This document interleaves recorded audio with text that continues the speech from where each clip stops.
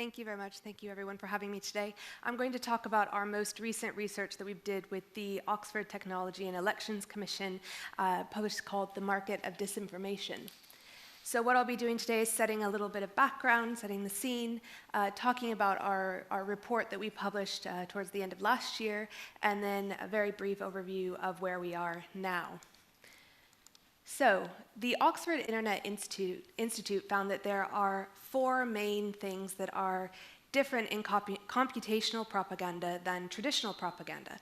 And those are things like bots, using data to personalize and target, patriotic trolling, and then the algorithmic amplification. So using algorithms to get a greater reach, to get more eyes on your content. And that's what we're going to focus on. So as we've heard, it's not that these algorithms or the content are making us change our minds per se. It's really about getting us to either act or react. So react in terms of liking a post, sharing a post, commenting, or action in terms of donating, volunteering, or indeed voting.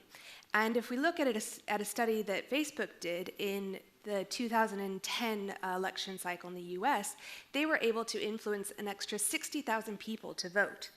And then if we compare that to the Trump election in 2016, well, he won on somewhere between 40,000 and 80,000 votes. So these platforms having a significant but small impact can really change the environment around us.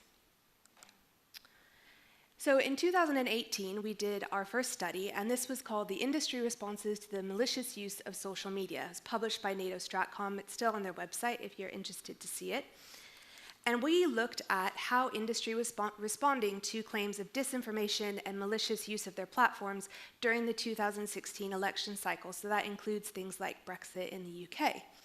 Well, unsurprisingly, the top response that they had, and this was for Facebook, Google, and Twitter. We also looked at 125 announcements that they gave, and I read 30-some odd terms of service and policies so that you never have to. Their very first response was enforcement. They said, actually, we've got this. We've already got the policies in place. We actually have to use them. Imagine that. They weren't enforcing their own policies a few years ago. This was things like a spam policy or an advertising policy that would have been very easy to enforce. Now, the third, a very close third announcement that they were making was use of algorithmic changes and AI to try and combat disinformation online. We thought this was really interesting because disinformation isn't a tech problem, it's a human problem. However, the amplification of it, the technology enables that problem. So we wanted to find out more. So we paired with the Oxford Technology and Elections Commission, and we wanted to know, had these algorithmic changes been put into place, and what impact had that had? So what we did was we interviewed digital marketing and search engine optimization experts, and we looked at the latest tips and trends in digital marketing. Now, why did we do this? Digital marketing is an industry, a multi-billion-dollar industry, that's built on these people understanding very technical, complex issues and how these technical systems are ranking, prioritizing, and organizing information. So they're going to have a long view of these algorithms and the changes that have happened not only over the past few years, but the past 10 years. We focused on Facebook in this study, and this is also within the lens of UK electoral law, so that's important to understand. We were giving recommendations on how the Electoral Commission in the UK could improve their oversight of campaigns in the future. What we found was not altogether shocking. People can game algorithms. And in the end, that meant that really a lot of the algorithmic changes were inadequate to respond to disinformation.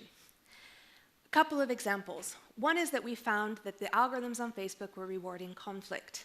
So when they said that they were going to reward engagement, they did. If you have a lot of good or a lot of bad reactions, that's good.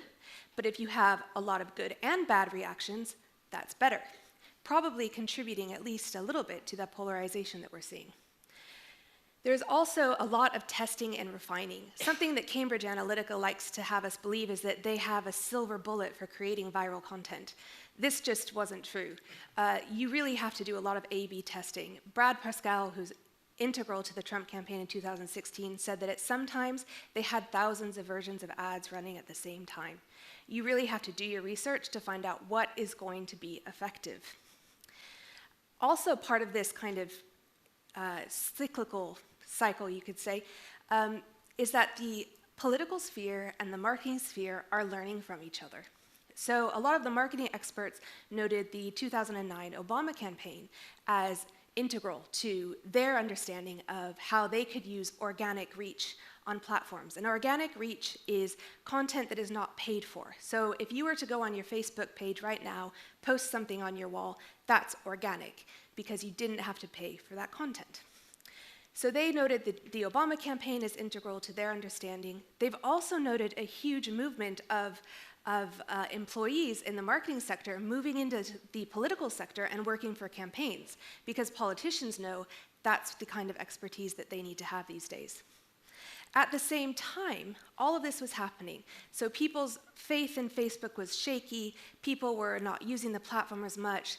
Facebook had a data breach that affected 50 million users. They had plenty of bad press happening in 2018. And at the same time, they had their most profitable year ever. And that's thanks to an algorithm. What they did was they limited the reach of organic content, that non-paid content, for things like pages and groups. And what that meant was that those pages and groups, in order to have their content seen by a good amount of their audience, they had to pay for an advertising. Basically, Facebook found a way to make their pay-to-play model even bigger.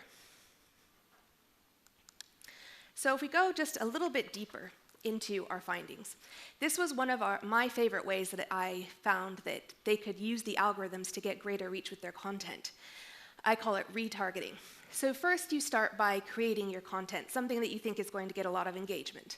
Then you target an audience, but this is not your intended audience. This is an audience that you think is going to have a strong reaction to the content that you've created. You then go in, and that is going to help you get the rank. Because people are reacting to the content, you're going to have a higher rank for that content. At that point, you go and retarget. So you can actually change the audience of your advertisement with the same advertisement. You don't have to create a new one. So you retarget at your intended audience, so the people that you actually wanted to see it. And in the end, that means that you have more eyeballs on your post than you would have had originally within your intended audience. So this type of gaming is one way in which the platforms have increased profits, but they've not solved their problem, the problem of disinformation. And this has been corroborated by other studies. This is a really interesting study by Samantha Bradshaw called Disinformation Optimized, and I really suggest that you go read it. She looked at the top search results in Google search and looked at the organic, so non-paid reach of junk news websites, things like Breitbart and Infowars.com. And in summer of 2017, Google announced that they were going to modify their algorithm to give disinformation a lower ranking. Well, we can see a huge drop-off in the graph when that happened. At the same time, there's a sister graph that shows that more traditional news outlets like CNN, Fox News, or BBC enjoyed an increasing rank on Google search engines. So there was a positive outcome to this algorithmic change. However, about 10 months later, we can see the graph bottom out and then start to move back up again, which means that those websites have found a way to game the algorithm. They found data voids that will bring their search back up to the top. Then if we look a bit at the organic side, organic and paid content is being used together in a joint strategy. And really, a lot of the focus so far, especially from the platforms, has been on advertising, on the paid content. But especially in a campaign or political environment, we need to understand that organic content lives very differently. So organic content in a marketing environment gets about 1% to 2% reach of your audience. Organic content in a campaign or political environment gets 6% to 10% reach. That's up to 10-fold higher. You're reaching a lot more people with the same content. This isn't only because campaigns are under tough regulation and need to do a lot with their money. It also has to do with the fact that you have potentially an entire national population or regional population that is intrinsically interested in those topics because it affects them. Why do we say that we're focusing too much on or paid content? Well, we've got Twitter on the right and Facebook on the left. Twitter announced last year that they're going to remove all or not allow any political advertising on their platform. Facebook has done the opposite, and they said, okay, we're going to allow political advertising, but it's no longer subject to our advertising rules and regulations. We're not going to have any oversight of that whatsoever.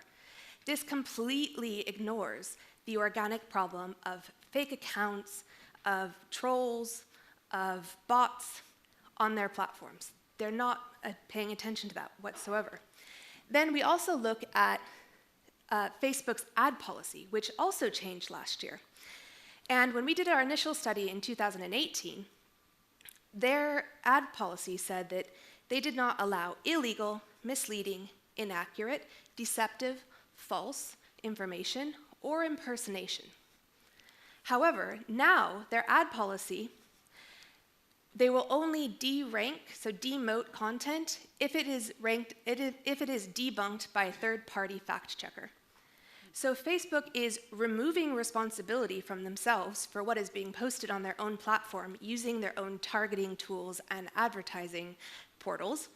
They're also trying to put the liability on a third party. And fact-checkers are a very small group of people who have no chance of keeping up with all of the content that's being put on these platforms.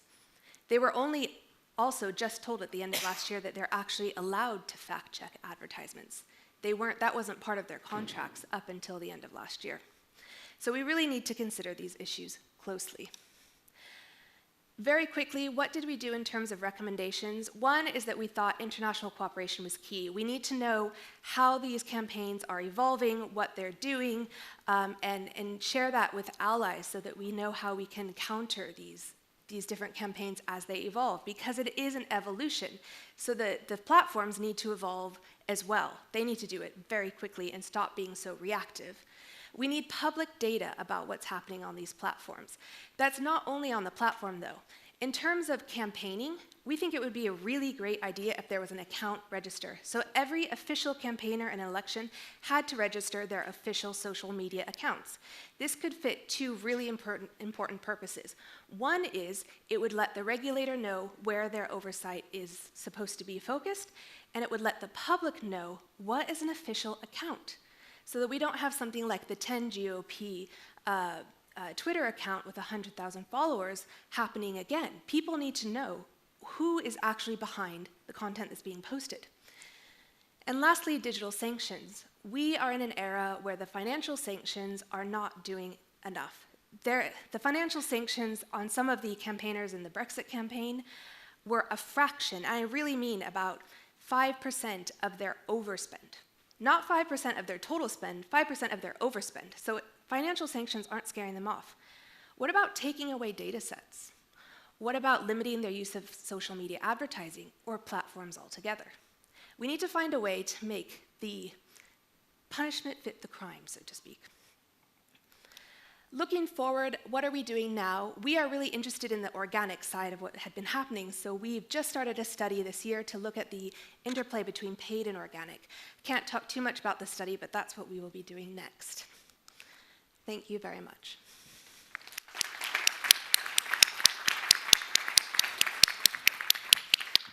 Thank you so much, Stacie. That was truly, truly fascinating. Based on your explanations of your research methodology, it seems like you have come up with a lot of very creative ways to assess the effects of the algorithmic changes that social media platforms have introduced. How much data would you require to make kind of more scientific assessments based on the realities of that algorithmic change, and who should be giving you the access to that data? Do you need policymakers' support to get more access to the data? Do social media companies cooperate? Are they willing to do so? So policy support would be really helpful. Definitely, if governments were to say, actually, you have to share, especially if it's a government-funded research project, I feel like you can use that to lean on the social media companies and say, this is a project for us, we are standing behind the researchers that we're working with. So, because after Cambridge Analytica and things like that, the platforms are really worried about who they're sharing data with. And it actually resulted in them locking down a lot of their information, which is not helpful to the rest of us. The platforms do have tools, particularly Facebook and Google, YouTube as well. They've got tools that you can use that scrape the website for things. And you can apply to have access to these tools. But they are very, very, very rarely given access to anyone that they don't really know. So that's something that we've tried to do in the past, is get access to Facebook tools, and they just won't let us have it. So I think that there is both a need on the platform side to understand who they can share it with and who would be appropriate, and then also I think that the government can really help in that area. Brilliant. And you brought up the issue of regulating political speech online. Mm-hmm. So Facebook's probably, or the Facebooks of the world are probably not quite there when it comes to having a very substantial ability to regulate that speech. Fact checkers are ill-equipped as well because they are not there to regulate political speech. So who do you think would be the best placed actor or number of actors to regulate political speech online? Well, it depends on the country. Really, this is something that platforms complain about, is the fractioning of regulation and the need to comply with 200 some odd regulations. Well, that's also, they are functioning in that many countries, so they have to deal with that many regulations. That should be an onus on them, because some countries don't regulate political speech at all, and some countries do. But something that the companies definitely can do is have a very clear policy on how they approach these pieces of content, whether it's an advertising or an organic post. And that's something that we see from Facebook especially. Ever since 2016, they've really been modifying and finessing their regulations or their policies, and their policies are slowly taking away responsibility from the platform. So that by the time regulation comes, they're going to say, oh, sorry, not us, that's by somebody else. And they really need to take responsibility for what they're doing. Counter to that, Google is actually an okay example of dealing with national regulations. So when we did our first study, Google was the only country that actually had separate policies for different countries. And you can go on, and this was particularly with their advertising and politically related content.